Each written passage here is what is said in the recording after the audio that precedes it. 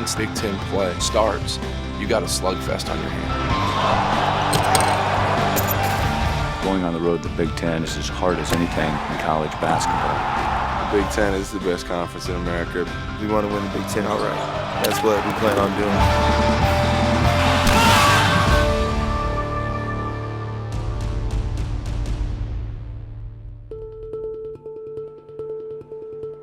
Ever since I got into coaching, you dream of having the opportunity to lead your own program.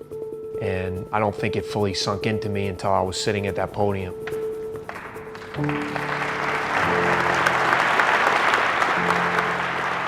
This was really happening, that pinnacle of coaching, to be a head coach. It was real emotional and a special day for me, especially being back in Chicago. I've been so blessed my whole life to be around basketball. I mean, starting since I was 4 or 5 years old. But now it's on me to create my own style and to be my own coach. I could see the passion and the emotion that this was the opportunity that he'd been searching for. And as a father, I don't think I could ever be more proud. I know I have a lot to learn, there's no question about it. There were so many media members that were at my press conference that I remember. You know, they covered the Bulls in the 80s, coming up and giving me a hug, and man, I'm so happy for you. And I remember when you were a ball boy and out there at the old Chicago Stadium, and it came full circle. Here we are in Chicago, back where Chris played at Glenbrook North, back here watching him back where he grew up. So I've always been a big circle of life guy. I believe that it can be done, and I wouldn't be here if I didn't believe that. I know how hard he has worked to be where he is today. Has he had opportunities? Yes, but the most important thing is taking advantage of those opportunities. And at age 39, he has 17 years of experience.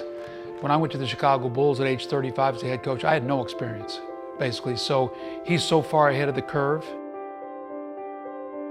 You go in Chris's office and you're going to see championship rings from the ACC and from the World Championships. You're going to see gold medals. There's something to that. When you coach and you have a ring, you bring a credibility that others don't have. It's just the way it is. Players look at you differently. That guy's been there, he's done that, he's been a champion. And Chris brings that, and I think that's what excites people. Put him in, buddy. Before I could walk, I had a basketball. Sam, 3 years old. I was trying to shoot hoops and dribble a ball. Come on, we gotta make one. Our basement had a little court that had 2 hoops, of course. Hey! Battles in the basement all the time. Let's get it out. My dad was a coach. My brother was playing ball. I just wanted to be like them. He was actually like 6 foot as a freshman in high school. And by his sophomore year, he grew to be like 6'7", and everyone was talking about him. Sam Dekker goes off for 50 again. That's how he made his name. After my sophomore year of high school, Coach Ryan pulled me off to the side. I saw him at our basketball camp. He got a rebound, he turned around, took one dribble, delivered a full court bounce pass for a layup, and offered him a scholarship. I didn't get it at first. And it was like, okay. And then he said it again, and he looked at me, he said, Coach, I want to offer a scholarship to Sam. I want him to be a Badger. Talked to my mom and dad a little bit about it, and I committed the next day. Sam is in the middle here with his older brother who set the career scoring, and also the city, and then Sam came and took over that. And then our state tournament championship in 2012, the gold ball. We were down 9 or 10 or something with 55 seconds left. You know, I hit 3 threes in that minute and cut it down to, I think, 1 or 2. I said, we're gonna win this game, I'm gonna hit a shot, and we're gonna go home.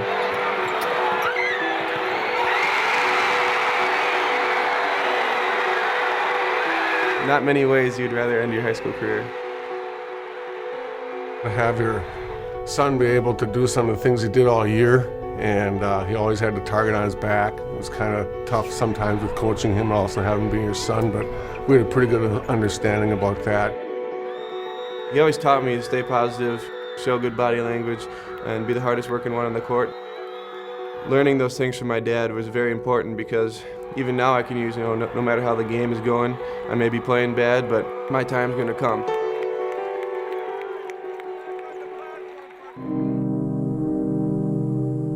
We come to you tonight from the Big Ten Championship game at Lucas Oil Stadium in Indianapolis. I took him to Indy to learn how to win a championship. He's got him in the end zone. There it is. Touchdown, MSU. I think the bonding thing is important. One of the greatest things I did, just watching my team. They don't get to be fans very often. Hand off to Jeremy, up the gut to the 15. He's on his feet, George. He's on his feet. He's into the end zone. Touchdown, MSU. Then let the dancing begin. Going down to the Big Ten Championship game and seeing them win a championship, which is one of our goals, to just see how much fun they had. I mean, it was real big for us because after the game, everybody's like, man, we got to win a Big Ten Championship now.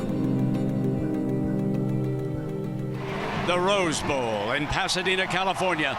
Stanford playing Michigan State, winner of the Big Ten. For the Rose Bowl, he just had us all come over his house. He definitely applies a lot of football terms to basketball. Now we're talking. Cover 2, cover 4. You remember that? Or when you were a quarterback, you didn't care what coverage they were, you just threw it. One thing that he always tells me is the quarterback has to be the guy that, keeps everybody in tune to the game.